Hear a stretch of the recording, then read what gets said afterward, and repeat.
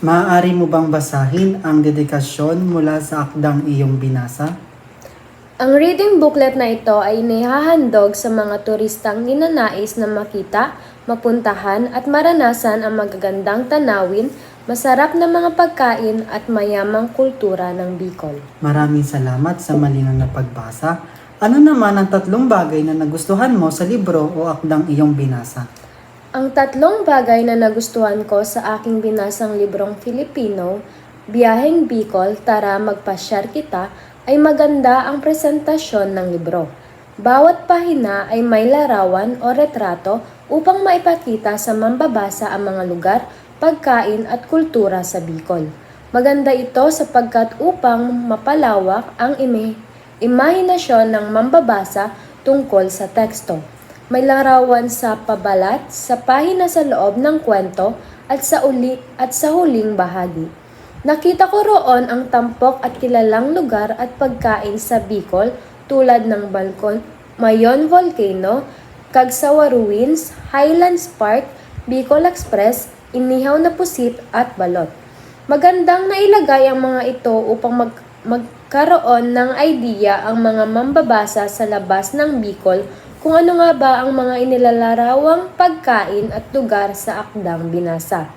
Maganda ang mga talatanungang sa huling pahina. Nasabi kong maganda dahil may varyasyon ito sa pagpapalawak ng bokabularyo, pagpapalalim ng pag-unawa sa binasa, palatinigan at malikhang tanong o gawain sa huling bahagi. Sa pagpapalawak ng bokabularyo, may mga salita ako ngayon ko lamang nalaman ang katumbas na salita nito sa Filipino. Halimbawa na lang ang salitang tala-arawan na kung sa Ingles ay diary. Nakakamangha lamang dahil may mga katumbas palang salita sa Filipino ang mga kadalasang ginagamit nating salita sa pang-araw-araw. Sunod ang pagpapalalim ng pag-unawa. Nagustuhan ko ito dahil ang mga pagpipilian ay malikhain at medyo nakakatawa. Parang may sense of humor ang mga tanong at choices. Pinakagusto ko sa lahat ang palatinigan dahil dito ako nag-enjoy ng sobra. Naging matalas ang aking pagtingin dahil sa paghahanap ng mga salitang makikita sa loob ng talahan na yan. Panghuli, kabataan ngayon, maganda ang tanong sa malikhaing gawain dahil nga popular o sikat ang social media sa mga kabataan ngayon, isang magandang gawain ito upang malaman, mailapat at maunawaan nila ang akdang nabasa. Magkakaroon sila ng kalayaan na maipahayag ang kanilang mga idea at kaisipan sa isang malikhaing paraan gamit ang mga ito. Panghuling nagustuhan ko sa akda ay mayroong gumagabay sa akin habang ako ay nagbabasa. Nagkaroon ng tradisyonal at modernong halo sa pagtuturo at pagkatuto ng akda. Sa video ng aking napanood, mayroong maayos at organisadong flow ng pagbasa hanggang sa pagpapaliwanag ng mga panuto sa gawain.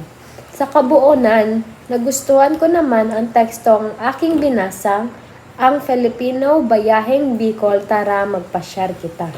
Maraming salamat sa iyong pagbabahagi. Ngayon naman, dumako tayo sa isa pang tanungan. Kung kanina ay tungkol sa mga bagay na iyong nagustuhan, ito naman ay tungkol sa maaari pang malinang pagdating sa akdang iyong binasa. Ito ang tanong. Ano ang 3 suhestyon mo na maaaring idagdag o alisin sa akdang iyong nabasa? Kailangang idagdag o alisin sa akda ay alisin ang mga typographical errors at kamalian sa gramatika. Napansin kong mayroong mga maling spelling ang makikita sa ibang bahagi ng teksto. Nagkakaroon ng distraction dahil dito at maaaring magbago ang kahulugan o estruktura ng salita dahil dito. Maiging suriin, basahin at rebisahin ang teksto bago ito isumite o i-print upang maiwasan ang pagkakaroon ng hindi malinaw na idea. Maaaring magdagdag ng background music para may buhay o nakakaganang panoorin ang video upang ang interes o atensyon ng mambabasa. Dagdag pa, maganda siguro kung malaki ang video ng tagapagsalaysay ng kwento upang makita ang reaksyon nito kapag sinasabi ang linyang binabasa. Kailangang malaki ito dahil bilang isang mahilig manood, mas maayos panoorin ang isang video kung kitang-kita ang lahat ng elementong kailangang makita sa isang video. Huwag ding magmadali sa pagsasalita. Subukang maghinay-hinay upang makahinga at maayos na maipahayag ang nais sabihin. Bawasan ang nilalaman ng teksto. Napansin kong napakahaba na nito lalo na kung ang target audience mo ay bata mula 6 hanggang 10 taon na gulang. Napakaiksi lamang ng attention span ng isang tao kapag nagbabasa. Kayang matapos ng isang upuan ang kwentong ito. Subalit mababagot sila kung napakahaba ng kanilang babasahin. Ilagay lamang ang mga magaganda o importanteng idea at maglagay ng mga larawan at bahala na ang mga mambabasa na magpalawak ng kanilang imahinasyon habang kanilang binabasa ang akda. Maraming salamat sa iyong pagbabahagi. Na-appreciate ko ang iyong feedback. Ang iyong mga nasabi ay papakinggan ko upang mas lalong malinang at maging maayos at organisado ang aking akdang naisulat. Sunod po, kayo naman po ang aking i-interview. Base po sa narinig ninyo na ibinahagi, ano pong masasabi ninyong personal na advice sa akin o sa akdang aking ginawa na magiging isang guro sa hinaharap?